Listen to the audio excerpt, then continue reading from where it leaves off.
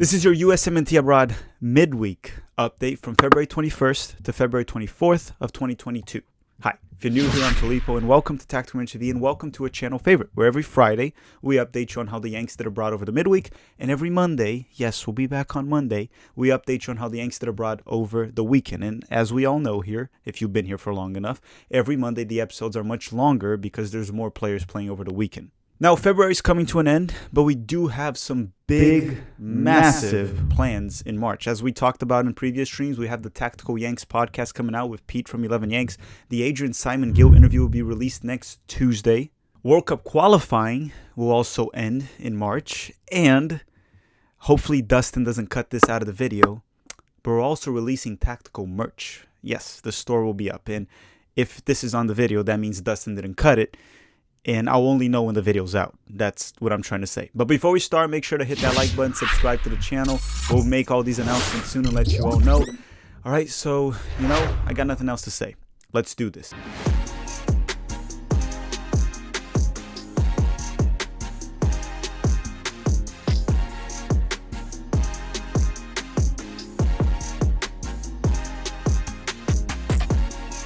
All right, let's start with the Champions League players, and we'll start with a matchup that was supposed to be one American versus another, but only one American played, and that's Chelsea versus Lille, which essentially is Christian Pulisic versus Timothy Weah. On Tuesday, Pulisic started and played 81 minutes for Chelsea during their 2-0 win over Lille in the Champions League knockout round of 16.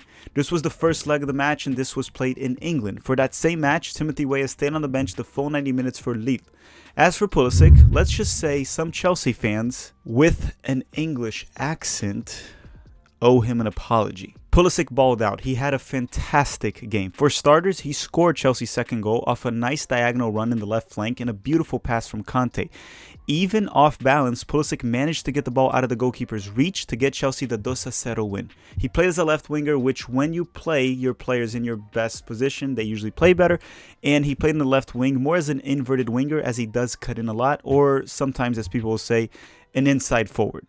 Yeah, he would pinch in a lot, and Alonso was mostly the one providing width out of the left side of the field instead of Pulisic, which was playing as a left winger. The performance was so good that Pulisic even left the match with a standing ovation from the fans when he was subbed off for Timo Werner. Pulisic for this match had 40 touches, 88.5% passing accuracy, won 3 out of 5 successful dribbling attempts, had 2 key passes, won 7 out of 9 ground duels, while losing possession just 7 times. So if you need a clutch player for Champions League knockout rounds, Thomas Tuchel by now learned that he can count on Pulisic. It was like that last season when Chelsea won the Champions League, and he's doing it once again. Also, Ziyech did leave the game injured. I don't know how severe it is, but that means Pulisic's minutes will just keep going up, and up, leading to World Cup qualifying. Yeah, we could be worried about injuries, but at least he's picking up good form. And now that Weston Mckennie's out, we're about to talk about that, we most certainly need an in-form Pulisic for this last window. All right, now we're going to the bad part of the video, the update on Weston McKennie, the unfortunate event of the week. On Tuesday, Weston McKennie started and played 81 minutes for Juventus during their 1-1 draw with Villarreal for the first match of the Champions League knockout round, this round of 16, and this game was played in Spain. Now, the sad part, as I said, it's injuries, injuries, and injuries. Our star players have been dealing with lots of injuries the past year or so, definitely more than I'm comfortable with. Weston suffered a fracture at the second and third metatarsal in his foot, so he broke his foot essentially. According to several reports, he's expected to be out from 8 to 12 weeks, so that means at least 2 months, maybe more. That means he's out of the March window for World Cup qualifying, and he could even be done for the season. That remains questionable, but a return this season does not look very likely. The injury came after a very strong tackle from Pervis Estupinan, the Ecuadorian international, so you guys can maybe put that blame on Dustin right there, Ecuadorian American. Okay, I'm joking. It was a very hard tackle. He should have probably got a red card for it or whatever, but it is what it is, right? As for the game, Weston played as a right central midfielder in a 5-3-2 formation, or a 3-5-2 formation if you want to call it. But at the defensive shape, at least, as you can see in the picture, it looks like a 5-3-2. He would drift wide at times, but Cuadrado was the one responsible for providing width, as Weston McKennie was tucked in quite a lot, essentially playing central, as I said. Weston Mckennie almost assisted Morata in the second half after sending a beautiful long ball, but Morata missed the target.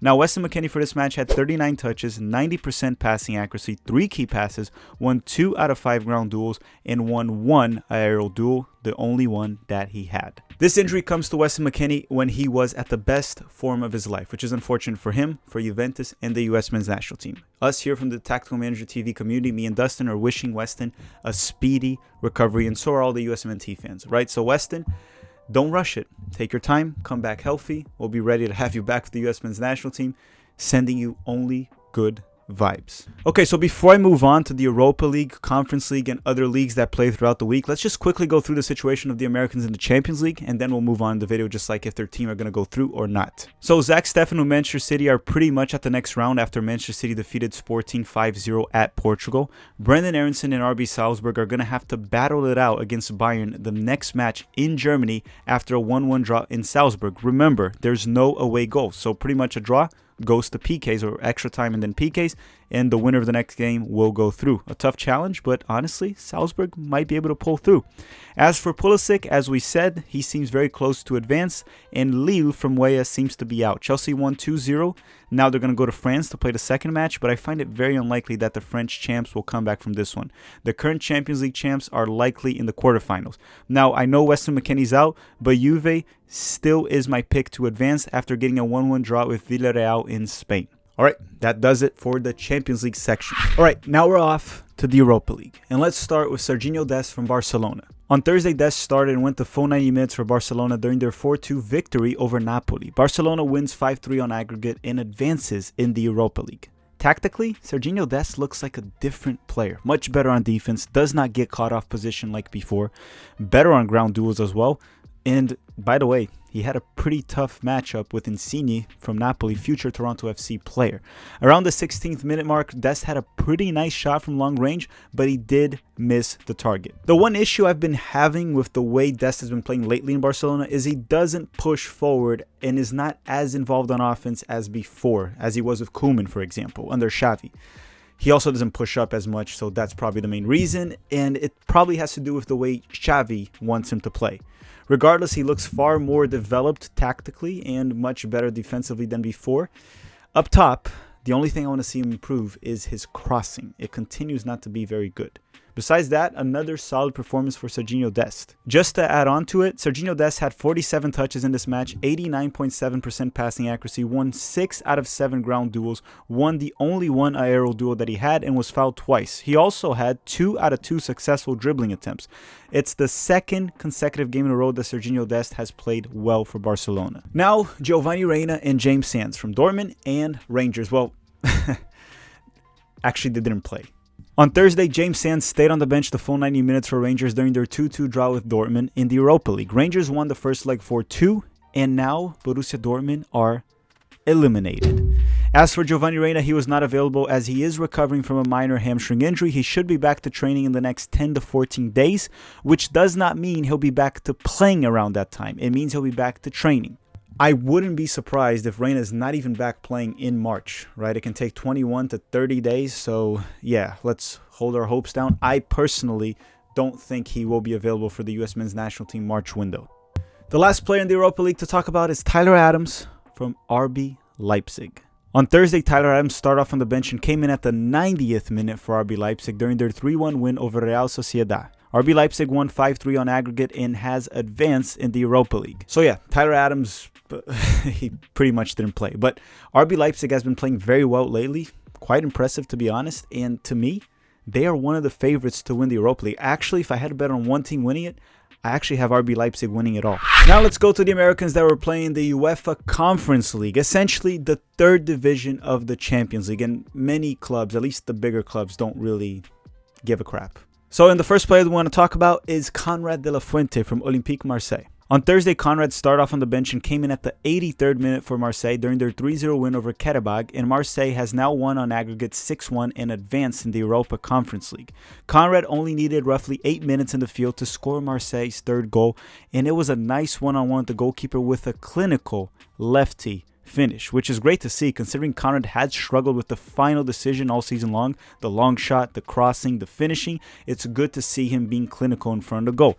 Hopefully this gets him going for the next few matches, or at least increases his minutes, since over the weekend he didn't even make the bench for Marseille in Ligue 1. The last American in the Europa Conference League is Cameron Carter-Vickers from Celtic. On Thursday, CCV stayed on the bench the full 90 minutes for Celtic during their 2-0 loss to Bodo Glimt. And honestly, Celtic had lost 3-1 in the first leg, so they had already thrown the towel at this point. They played mostly subs and lost again. It's also the Conference League, and as I said, many clubs don't care about it, so Celtic are now eliminated. Right, now players that played in different leagues instead of continental competitions. The first one I want to talk about is Chris Richards from Hoffenheim. He's back to training, contact training. So he should be back in the field for Hoffenheim within the next week or so. He should be good to go for the US men's national team camp in March. Now let's talk about our players at Nottingham Forest in the English Championship, and that's Ethan Horvath and Alex Maitan from Nottingham Forest. On Tuesday, Horvath started for Nottingham Forest during their 0-0 draw with Preston North End. So let's go by parts here. First, he started because Samba is on a 3-match ban due to a straight red card. So Horvath will get at least 2 more starts in the English Championship. The second thing I want to talk about is he got a clean sheet, which is the best that can happen for a goalkeeper. It's also not as if he wasn't busy and had no saves. He played a big role in that. For this match, Ethan Horvath had 4 saves, 2 saves inside the box, 1 punch, 1 high claim. He also had 51 touches and a 56% passing accuracy. He did have 20 long balls, and that's why the passing accuracy was much lower than normal. So a good game for Ethan Horvath. Hopefully he does a good job in the next 2 matches with that said, and maybe get the starting job from Samba. I find it unlikely. I think he'll only become a starter if Samba's injured and Horvath should leave over the summer. Hey, but you never know. Maybe 2 strong performances and he gets a couple more, and you never know by the end of the season. But let's keep moving on. The next 2 players in the list also play in the English Championship, and it's the Fulham boys, Anthony Robinson and Tim Ream. Sorry, not Anthony Robinson. Jedi. On Wednesday, Tim Ream and Robinson started and went the full 90 minutes for Fulham during their 2-1 win over Peterborough. 32 games into the season, and only a disastrous ending would not have Fulham back in the English Premier League. For this match, Robinson had 1 block shot, 1 tackle, won 2 out of 5 ground duels, won his 1 aerial duel, lost possession 15 times, had 95 touches, and an 88% passing accuracy with 2 key passes. As for Tim Ream, he had 4 clearances, 2 interceptions, 1 tackle, 113 touches, and an 87.5% passing accuracy with 1 key pass. And Tim Ream also had 91 passes, which is pretty high. He was very involved in the build-up and distribution, which, to be fair, he has always excelled on that category. Next up, and last but not least probably of the players in the English Championship, is Dwayne Holmes from Huddersfield, which, by the way, they're on the race also to making it back to the English Premier League. On Wednesday, Holmes started and played 71 minutes for Huddersfield during their 2-1 win over Cardiff City in the English Championship. Right, everyone, that does it for the Americans abroad, but there's one guy, just one guy that I want to talk about that plays in MLS, and he technically played outside of the US this weekend, or in a competition outside the United States, which is Djordje Mihailovic. He played in the CONCACAF Champions League, and what a performance he had. I actually watched the game. Looked quite impressive, and it was against Santos Laguna, right, from Liga MX. Even though they're the worst team in Liga MX right now by position, right, they're in last place, it was still an outstanding performance by Djordje Mihailovic. Djordje Mihailovic had a goal and an assist from Montreal in their 3-0 win over Santos Laguna. And look, he's not the solution or the savior for the US men's national team, but let's just be honest. From what I've been seeing from last season and early this season, he's a better option in the midfield and the wing when compared to Sebastian Lletget or Christian Roldan. We need players that can produce assists and goals, along with creating, playmaking. He did that all of last season, and he's been looking really sharp early in the season, scoring a sick goal. He can play wide. He played mostly wide for this game. He can also go inside and play as an 8 and a 10. He also did have 5 key passes in this match, not just the goal, the assist. He was balling out against the Mexican side. So I would like to see Djordje Mihailovic in camp. Comment down below what you think, if Mihailovic deserves a chance or not.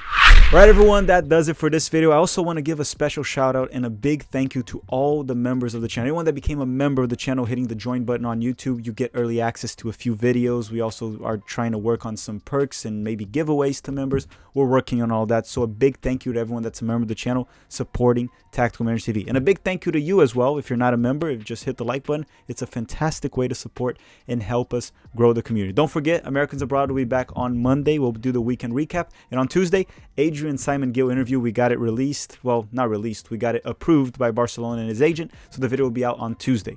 I want to thank you all very much for watching and have a great day. Actually, I'm going to finish this video in a different way. Have a great weekend.